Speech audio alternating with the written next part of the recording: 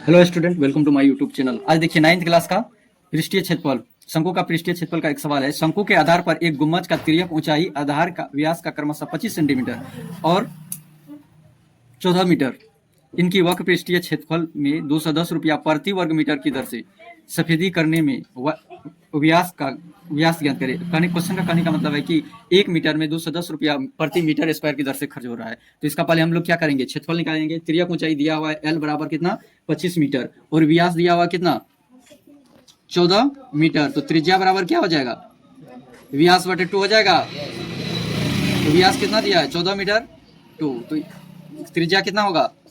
तो आप शंकु का पृष्ठीय नहीं, वक्र पृष्ठीय क्षेत्रफल,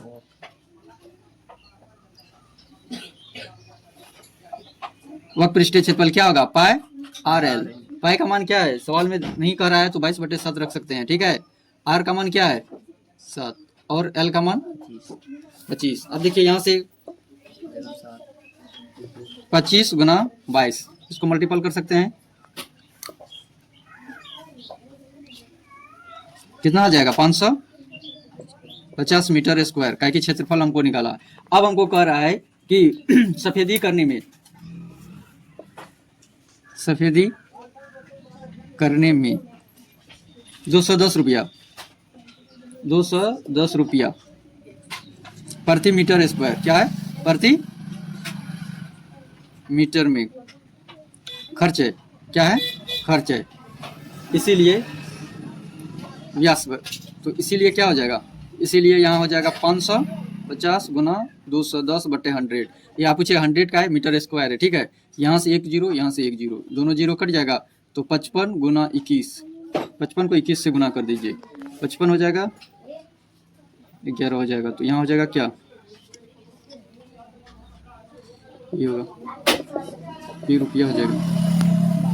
welcome to my YouTube channel. Hello student, welcome to my YouTube channel. आज फिर 10th क्लास का समीकरण दो चर वाले रैखिक समीकरण का p/q हल करने जा रहे हैं। इसमें कहता है दो संख्या का योगफल 50 है एवं उनमें से एक संख्या दूसरी संख्या का क्या है, एक संख्या जो है दूसरी संख्या का 7/3 गुनी है, ठीक है। तो संख्या बताए। ये सवाल 4 बार पूछा गया है।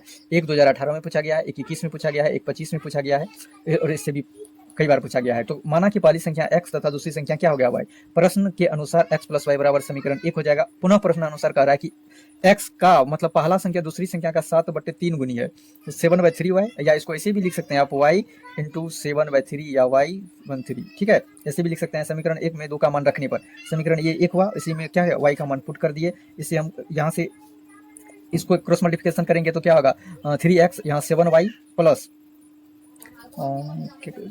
ये y हो जाएगा प्लस 50/3। तो यहाँ हम क्या करेंगे 7 3 10y बराबर, इसको क्रॉस मल्टीप्लिकेशन गुना किए तो यहाँ क्या होगा 150 y बराबर 10x बराबर, तो y बराबर 150 बटे क्या होगा 10, 0 से 0 कटेगा तो y का मान क्या निकलेगा 50। समीकरण 1 में y का मान रखने पर x + y बराबर क्या है 50। इस समीकरण 1 है, x बराबर क्या होगा 50 - y, तो x बराबर 50 - 15, तो यह क्या हो जाएगा x बराबर 35। अतः x और y का अभिष्ट मान क्या होगा 15 अति 35 15। तो पहला संख्या x बराबर 35, दूसरा संख्या y बराबर 15।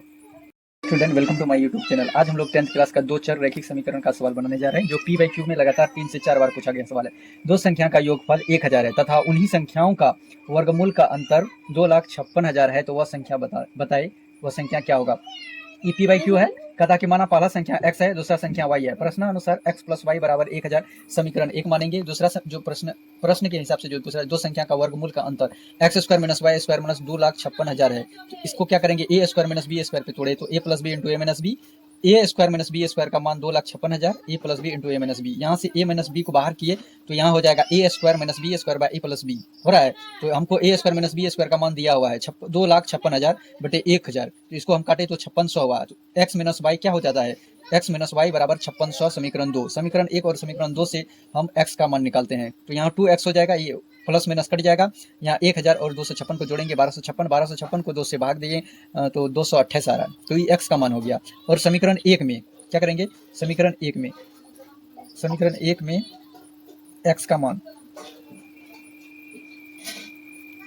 रखने पर x + y बराबर इतना, तो y बराबर y को बाहर किए तो 1000 - x हो गया, तो y बराबर इतना 628, 628 इसमें 1000 में माइनस किए तो 300 कितना हुआ 72, 372 आ गया एक्स वाई का मान, और एक्स का मान कितना है 628। तो अतः एक्स वाई का अभिष्ट मान कितना हो जाएगा 628 और 372।